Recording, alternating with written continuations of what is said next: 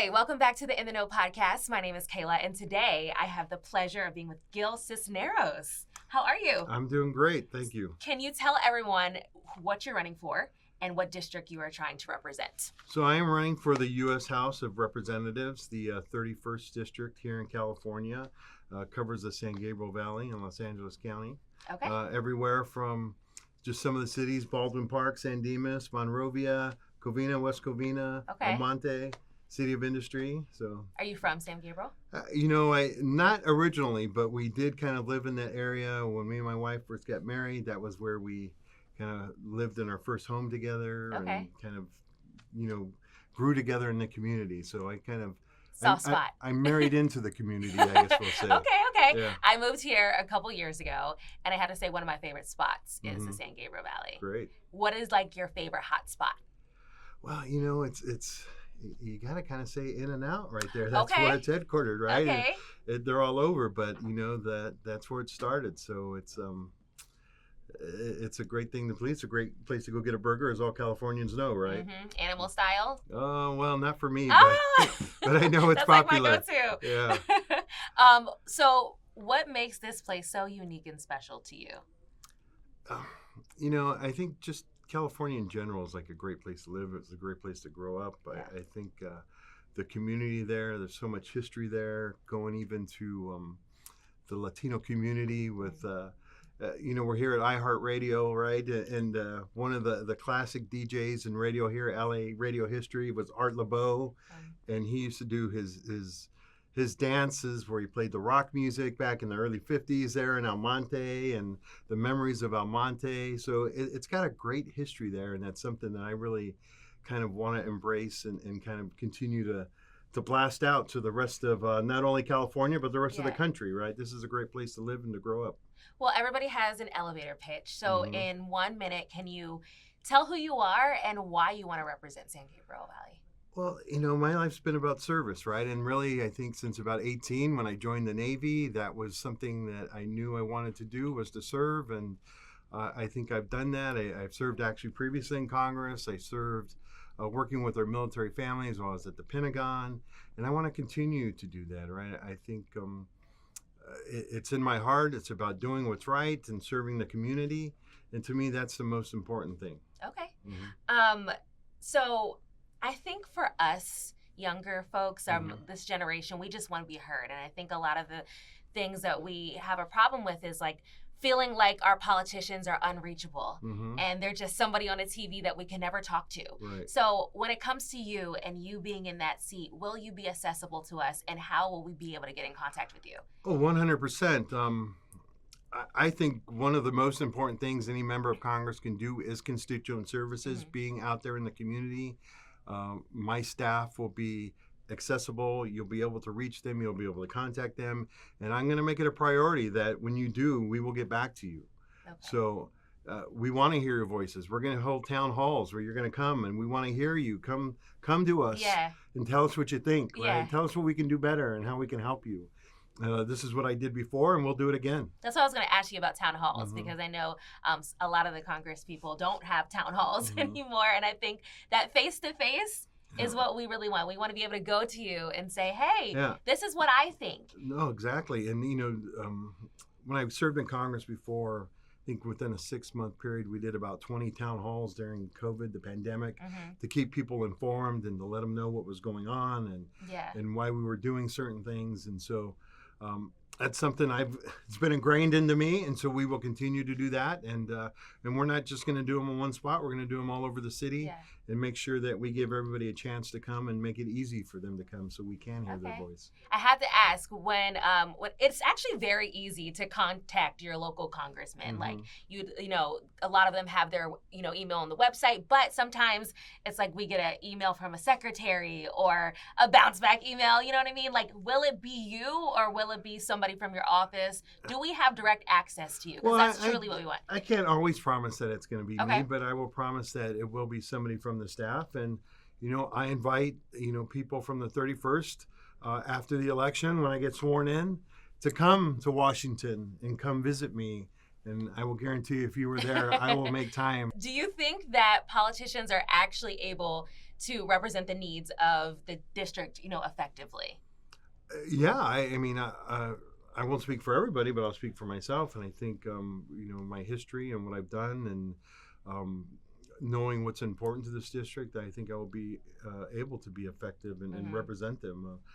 Like we know for women, like access to reproductive health care, right? Abortions, IVF.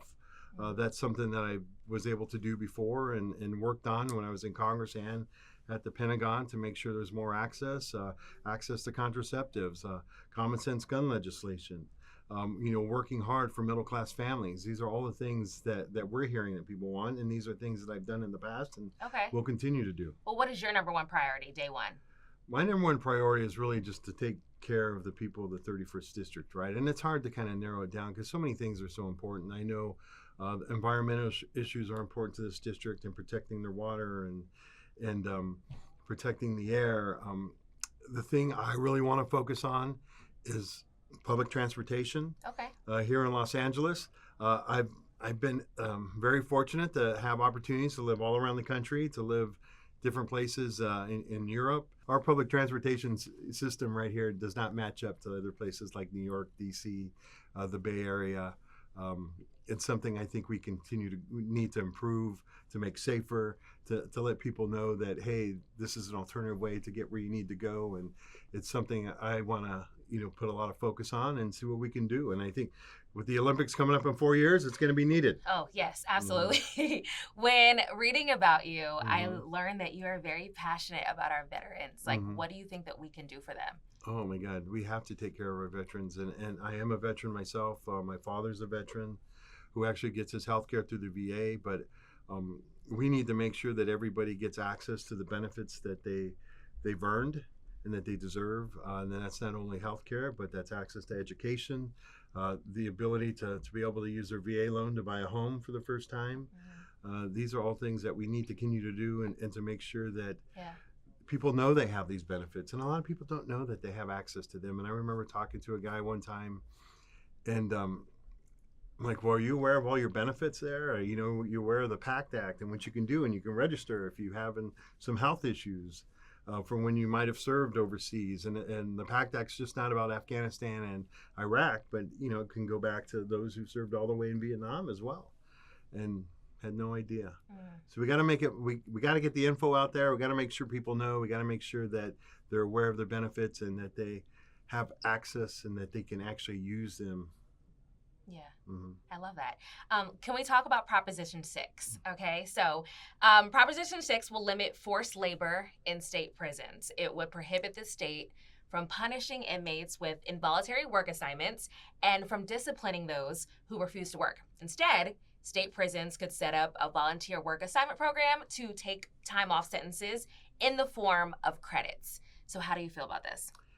Like, I think we really need to reform our prison system here in California, what we're doing, and there's too many people kind of becoming, it's like a turnstile, right? They go in and whether it's the sheriffs or whether it's the guards there, or like they know they're going to see him again at some point, right? And we got to change that. So we need to focus on, I think, job training, rehabilitation, making sure that we're getting these people on the right track to go so that they can hopefully one day be productive people of society and do that. So that's what I want to focus on. That's what I want to make sure that we're committed to, and to stop the revolving door from so many people going in and out, and making sure that we can actually rehabilitate them and transform them, and like I said, make them hopefully productive citizens. Yeah.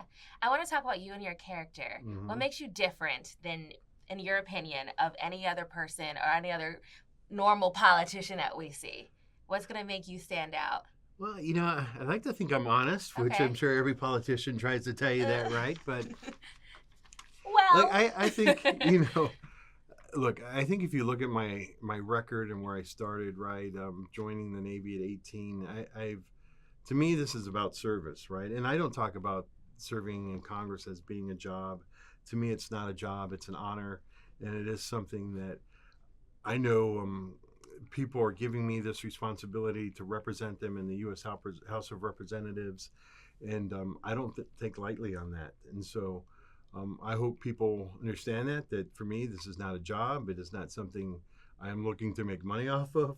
It is not something that I'm trying to do to see, okay, it's going to set me up for the future, when I can become a lobbyist or something, because I have no plans on doing that. To me, it's about giving back to the community. It's about making a difference in the community. And I think, that's kind of what my history has shown. And so I hope that's what people look at and see that I will continue to do that. Outside of work and your community, what are your passions? Well, right now, I'm a big sports fan. I'm a big Dodger fan. So we're cheering. Yes, yes. So we're cheering the Dodgers on right now. I'm actually going to the game later today.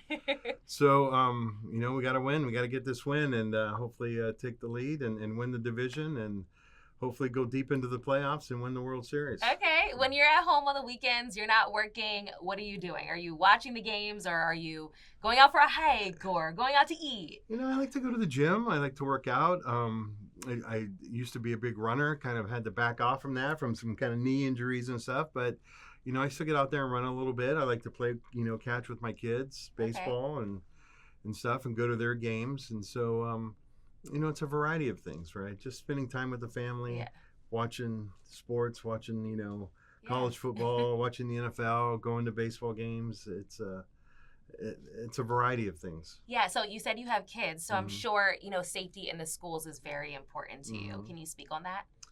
No, I think about that all the time, and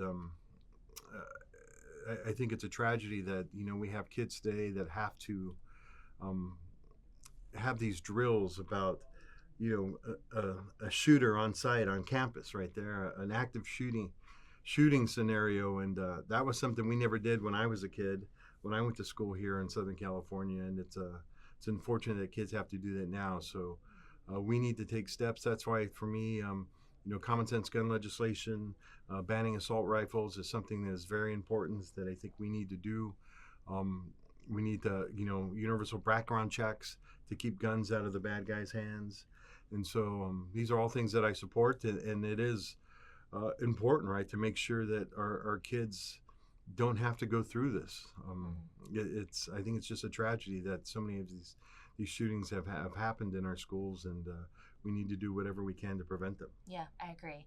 Where can everyone find your policies and everything about you? Oh, it's easy. Go to gilonthehill.com. Oh, I like that. Yeah, Gil on the Hill. gilonthehill.com, and you can read all about our policies and read about the 31st and more about me as well. Okay, last question. Tell me about your music taste. What do you like? Oh my Kiss God. FM, I hope. I'm very eclectic. I'm going to date myself right now, but I grew up listening to Kiss FM, Rick D's in the morning. Oh, yeah. But I think it depends on what I'm doing. I think I'm a kid of the 90s, so I listen to my alternative rock. I love rap music from, NWA, Ice-T. That's what I grew up with. But when I'm running, I'm working out, I like to listen to EDM. I like David Guetta, Afrojack. Steve Aoki, those are the guys that I like to listen to. That is amazing. Yeah. Gil, thank you so much. It was a pleasure talking to you. All right, nice talking to you. Thank you.